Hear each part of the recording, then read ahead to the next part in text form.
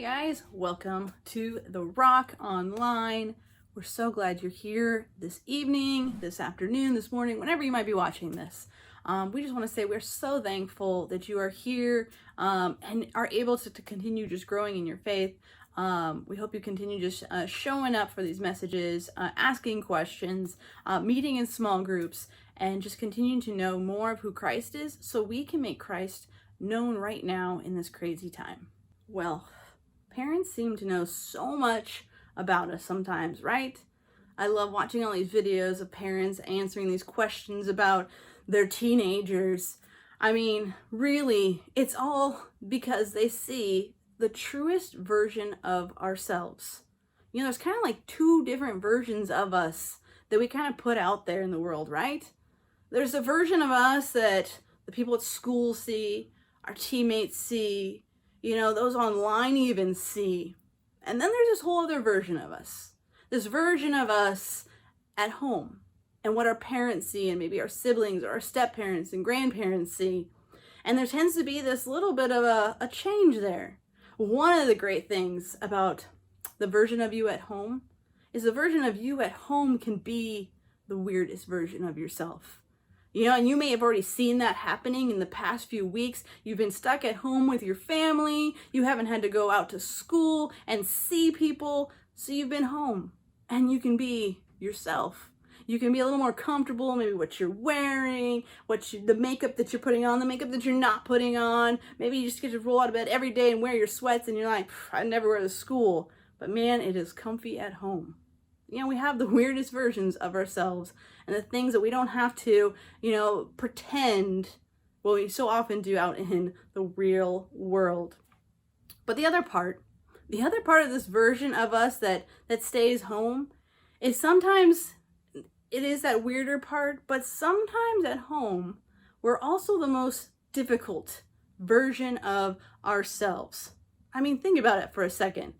You know, if you went to a friend's house, you wouldn't peel off your stinky, sweaty socks after soccer practice and leave them on the stairs of your friend's nice house. Nope. But we do it at home all the time, right? And we don't even think anything about it. Or you would never think to talk to your coach at school, you know, the club team, the way you've talked to your step-parents. Or you would never think to be so mean to a teammate as you have to your brother or your sister. Even if we know we can have a little bit of an attitude at school with other people, it's never the same level as it is at home. For some reason, for us, home feels like the only place it's safe to be the most real version of ourselves. The people we live with, hopefully, you know, still love us, even when we're at our most ridiculous stage and the most ridiculous things that we say. But at the same time, we all tend to not just be the realest, but sometimes we also tend to be the worst version of ourselves. No matter what's happening, so often, I've even asked myself this question as I walk into situations in my own home. I think, well, how does this affect me? How is what's going on affect me? And I don't necessarily think about everyone else in the house. I think about me. Right now, we might be thinking this all the time, right? Everything we say or do at home is a response to how that question is answered. And so how does it affect me? Well, you might find yourself saying things like this. Well, I don't get to go out with my friends anymore. You know, my parents are super strict. They're not going to let me out of the house. They're making me stay home because of this virus. You know, even though I just want to go drive to my friend's house and say hi from the car, they're telling me, no, I can't. And because I asked the question, how does this affect me? Well, I see it as it's not fair. So I am going to give my parents attitude. Or one of my favorites, you know, you've been studying so hard, you're showing up to all the Zoom meetings with your teacher, you're doing all the homework, you're doing as much as you can because you want to get those grades. And meanwhile, your sister over there She's on TikTok, just scrolling away, staying up way too late, just tons and tons of things out there she's posting and everything else. And then somehow she manages to get the better grades than you. And you find yourself asking this, how does this affect me? It affects me because then I'm frustrated at her. I'm jealous that she didn't have to work as hard. And so in turn, I am just annoyed by her. And I'm treating her that way. See, what a lot of us don't realize as we think about our lives at home is how much our response to the question, how does this affect me, change the vibe in our house. Think about that for a second. The way we ask that question changes the entire vibe of our entire house. As we respond to how things are affecting me, like this pandemic, like the fact that my senior year is ruined, like I can't go to the Rock anymore, the people in our house are responding to how it is affecting them. Then we respond to that. And most of us don't realize that we're playing this key role in the general feeling of our house. Now, it's not always true, no. But for some of us, we know we at least play a part in the cycle of tension and attitude where we live. So the question is, what to do about it? I mean, how do we handle this? We are in our homes, we are here. How do we handle this tension that might be happening in our homes right now as we speak? What do we do when things are tough at home? When the mood is off? When we know you've played a part of the reason why the things are so intense, but you have no idea what to do about it. Well, we're going to spend a few moments here in a moment, and we're going to look at the answers to this. But before we do, here's what I want you to do. We're going to take a little water break. You can use this break to grab some water because you guys know when we're at the Rock, you usually get up like 3 or 4 times while I'm speaking. So we're going to take a little water break. At this point, we're going to give you guys a little challenge. If you're like, I don't need to go to the bathroom, that's great. We're going to break it up. I'm going to have everyone grab a water bottle, and I'm going to have you challenge each other to the water bottle challenge. And so what you're going to do is somebody's going to go 3, 2, 1, go. On go, everyone just has to chug their water. Whoever finishes, they're the champion. Woo, champion. And hey, if you guys take a video of it with your group, send it my way, and there might be a little prize in it for you. So hit pause, ready to go. You're going to do a little chug, kind of like this.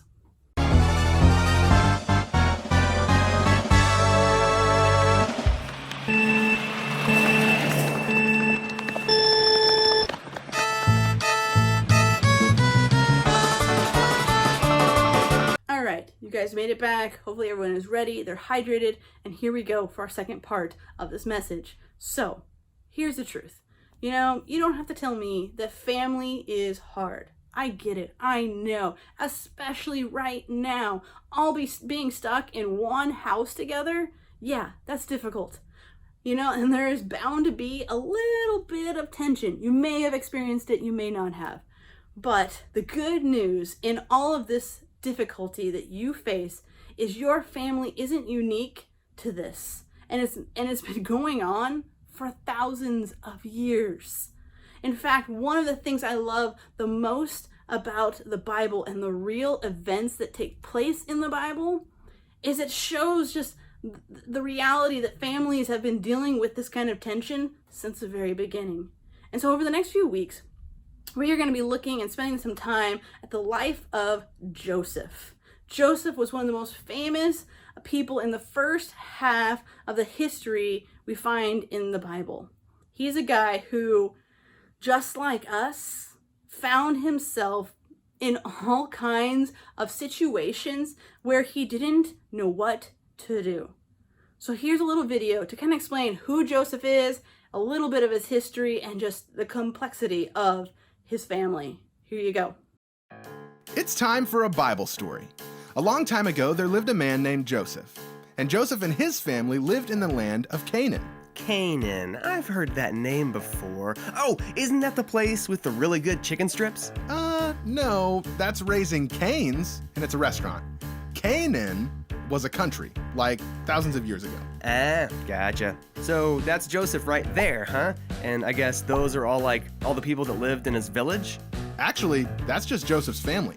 All of those people? Seriously? You bet. Joseph had a really big family. In fact, he had 11 brothers. Whoa, that would be awesome to have that many brothers. You could have your own football team, or 2 basketball teams, or 6 tennis teams. Okay, we get it. And actually, it wasn't all that awesome for Joseph. His brothers didn't like him at all. In fact, they kind of hated him. How come? Well, Joseph was his dad's favorite son. His father Jacob loved him like crazy. He thought he was the coolest, best, most awesome kid in the world. Aren't you not supposed to have a favorite kid? That's like parenting 101. Or at least just keep that on the down low, I'm clearly my mom's favorite kid, but you don't hear her blabbing about it all the time. Well, Jacob didn't keep it on the down low at all. He made it very clear that Joseph was his favorite son by giving him a special gift. Ooh, what'd he get? A solid gold Xbox? A diamond-encrusted fidget spinner? An Xbox made out of gold and diamond fidget spinners? No, because those things don't exist. His dad gave him a coat. What? That's kind of a lame present. That's like getting underwear for Christmas. Well, actually, back then it was a pretty special gift. This coat had all these different colors and the fabric was super nice. It was incredible. But of course, not everybody liked this coat that Joseph had. Let me guess, his brothers. Yep.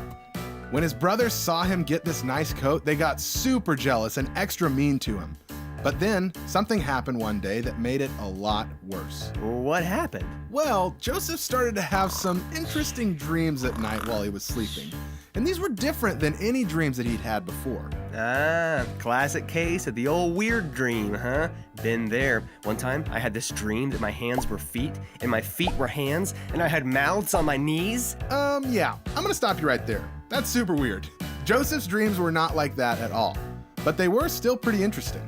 One night, he dreamed that he and his brothers were working in the field collecting wheat, when all of a sudden, Joseph's bundle of wheat stood up tall, and the bundles that his brothers were collecting all bowed down to it.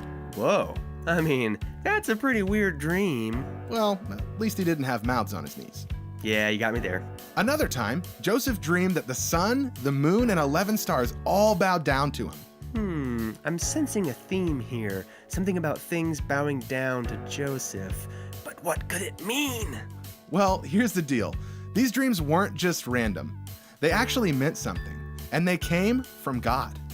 God gave Joseph those dreams to tell him something, to show him that he had big plans for his life. So what happened next? Well, after Joseph had those dreams, he told his family all about them. Probably not the best idea, dude. Your 11 brothers don't really like you. They probably don't want to hear a dream about them bowing down to you. Did it, make them mad?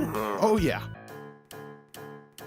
Can you imagine the tension in this family?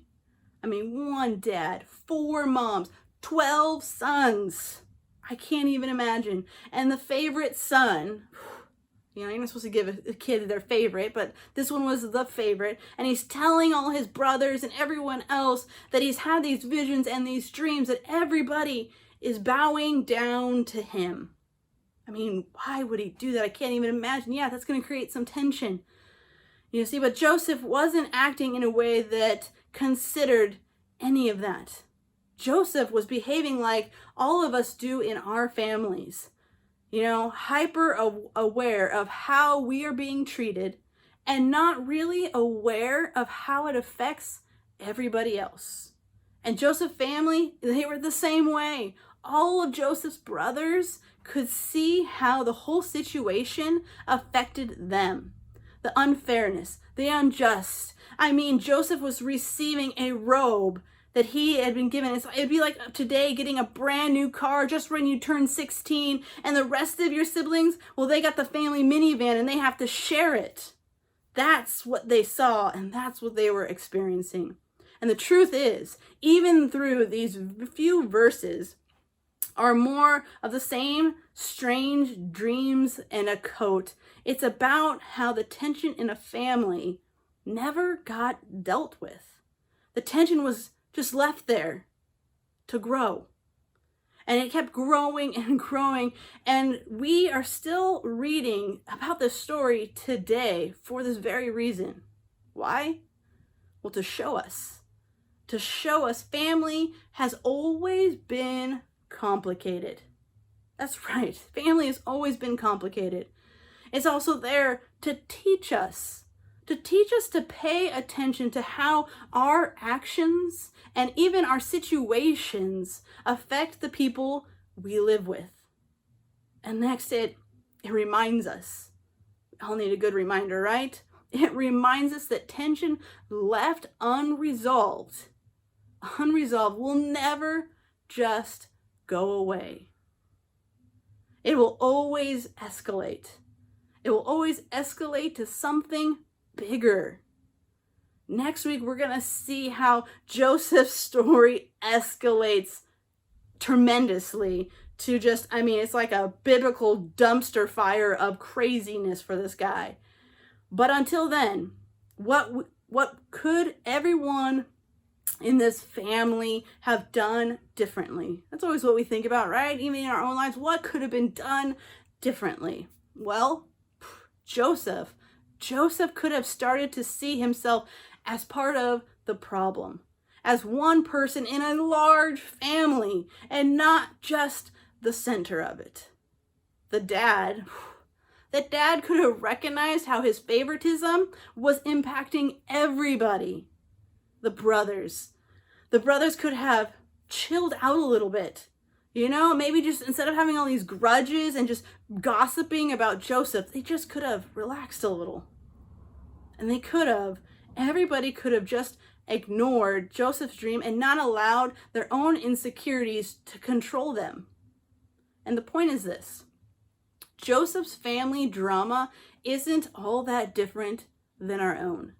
Whether you're the favorite one, the angry one, the firstborn, the lastborn, the quiet one, or the one that's the gold medal indoor, slamming champion, the truth is the same.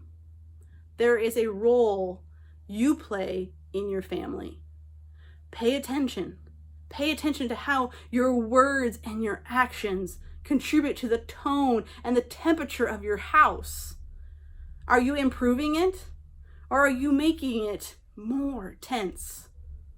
Then decide what you want your role to be. What do you want your role to be from here on out? In other words, pay attention. Pay attention to how you affect your family. And then choose how you will treat them.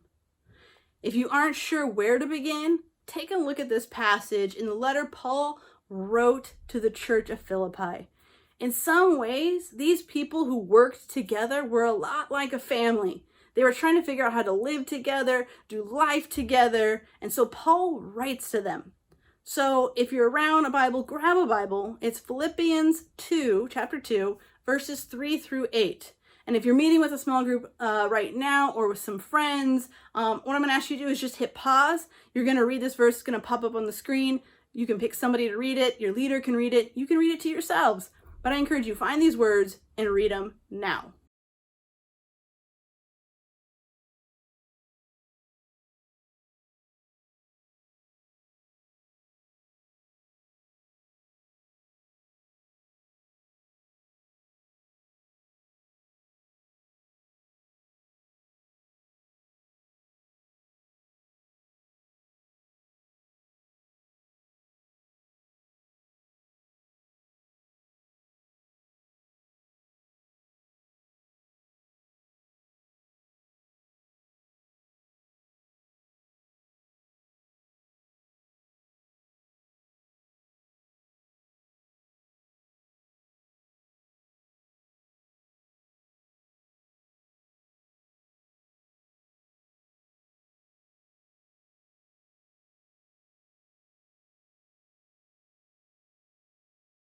Paul says, look, Jesus set the example. He set the example here. He gave up the privilege that came with being God. He deserved to be treated like God, but didn't require that of people. He chose to serve and to have compassion. He chose to have compassion on us, on humans, even when they didn't deserve it at all. And Paul is reminding this early church, Paul is reminding us to be that kind of person to others around us. So the $1 million question is this: how do we do that when we don't know what to do in our house? Well, there's a couple things we can do. We start by paying attention to how we see ourselves. Do we think or act we're better than the people in our house or our family? Maybe. Is that accurate? Probably not. So what would it look like to treat our siblings, our step-parents, our cousins, the adults we're living with as equal, or maybe even more important than ourselves? And finally, and maybe the hardest of all, we need to invite someone else to speak into how we treat our family. Maybe an adult, maybe a small group leader, someone else who can clearly see the role we play in our family, and they can help us see what maybe we need to see, maybe to hear the things that we aren't hearing ourselves say to those in our family. And by asking them, they can help us see ourselves and our families with 20/20 vision. In fact, asking someone older and wiser is one of the best things we can do when we don't know what to do. So imagine for a second, imagine if everybody in your family did this. I mean, maybe it starts with you. Maybe it starts with you changing the tone and the vibe of your family, and then beginning to see everyone else do the same. What if everybody paid attention to how they affected everyone else? What would it do for your relationship with the people you live with? What would it do for the general level of tension or peace at your house? What if it started with you? I mean, it really could. We've been called to know Christ. And as we read in Philippians, to look to Jesus as the example here. And so if it starts with us and we change the attitude of our house, man, it can make him known to our entire family. It can change the tone. It could change generations. It could change our family dynamics. So I encourage you to think about this week and just continue just asking God for guidance in all of this. Will you pray with me? Dear God, I thank you that you are the example. God, just bless our time in small groups. God, I pray for those just watching right now, Lord, that they can make the difference in their house. That we begin to stop looking inwards, but to look outwards, to see how we affect those in our family, and God, to have a Christ-like attitude, to change the dynamic at home. God, to give our family the best, to lift them up. God, we pray all of this in Jesus' name. Amen. Thanks, guys. Look forward to seeing you guys again. Join us on YouTube more. Subscribe to us. Find us on Instagram, Facebook. We're there, and we want to connect with you guys. Thanks.